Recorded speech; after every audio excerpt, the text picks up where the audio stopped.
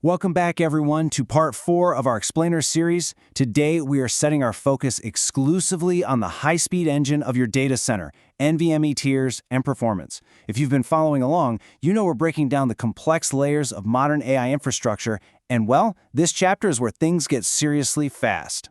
As always, this explainer is drawn directly from the phenomenal 15-part tutorial Modern AI Storage and Architectural Guide by Virtualization Options LLC. They're a Colorado-based technology research, education, and advisory organization that truly understands the nuts and bolts of cutting-edge data center design. Today, we are keeping our lens strictly focused on the core insights from Chapter 4 of their guide. So I want to start with a really critical question, just to set the stage here. Are hidden storage bottlenecks literally starving your GPUs? I mean, think about it. You've invested massive capital into advanced accelerators, but if they're just sitting there idle, waiting for data to arrive, that investment is completely being wasted. It's like buying a Formula One car and keeping it stuck in bumper-to-bumper traffic. This is the harsh reality of AI training demands, and it's exactly why understanding and optimizing your storage tiering is absolutely vital. Okay, let's jump into Section 1, the NVMe Performance Cornerstone, Bridging the Gap. Okay, let's dive into this. NVMe is essentially the hero of our modern AI architecture. It acts as the ultimate high-bandwidth buffer, sitting perfectly between your massive but much slower object storage and the hyper-fast processing power of your GPU compute.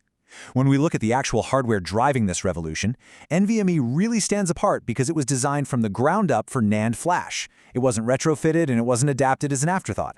Because of this purpose-built design, NVMe-based tiers are the absolute, natural, indisputable choice for the hot data layer in any serious AI training infrastructure. You know, unlike legacy SATA and SAS protocols, which, let's remember, were basically inherited from the era of spinning magnetic disks, NVMe's engineered specifically to exploit the native parallelism of NAND flash. So, what does that actually mean for your AI workloads? Well, it means it delivers latencies measured in microseconds, not milliseconds, and bandwidth measured in gigabytes per second per drive. It completely abandons those legacy limitations just to keep your GPUs fed. Moving right along to Section 2, Sizing Your Hot Tier, the Architectural Rule of Thumb. Now it's time to transition from the hardware capabilities to the practical math that architects actually have to use when planning their storage capacity for these demanding pipelines. So, the crucial point is this specific multiplier, 2 to 3 times. When sizing that blazing fast NVMe hot tier, you cannot just match it one-to-one with your active dataset. According to Chapter 4 of the guide, architects absolutely must target a capacity of 2 to 3 times the size of the working set. Now, you might be asking, why such a massive buffer?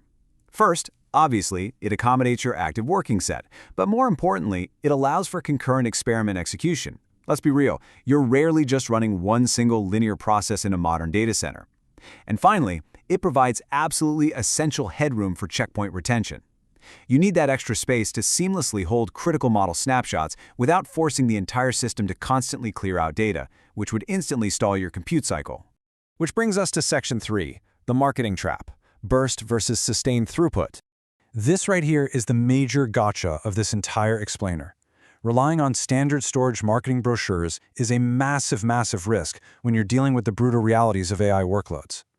You really have to look past the spec sheet. Marketing specifications often highlight burst throughput. You know, that's the short-lived glory of a DRAM cache giving you an initial crazy spike in speed.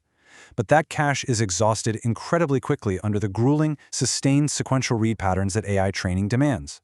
Your reality requires sustained throughput over hours and days, not just a hero burst of a few seconds.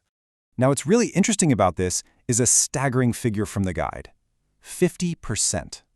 The drop-off between those flashing marketing burst specifications and the actual sustained throughput your drives can manage can exceed 50% for some storage systems.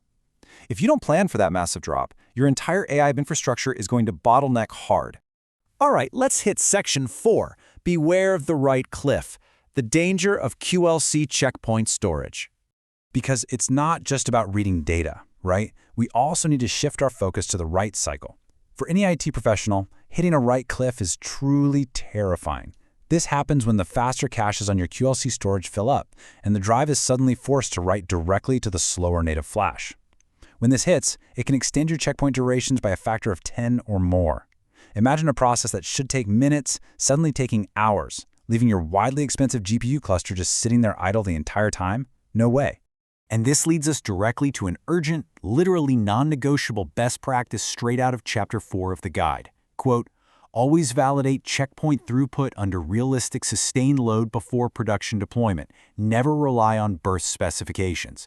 You absolutely must ask vendors for drive-native sustained throughput specs and, more importantly, validate them yourself with representative workloads. So I'm going to leave you with this final provocative thought to chew on today.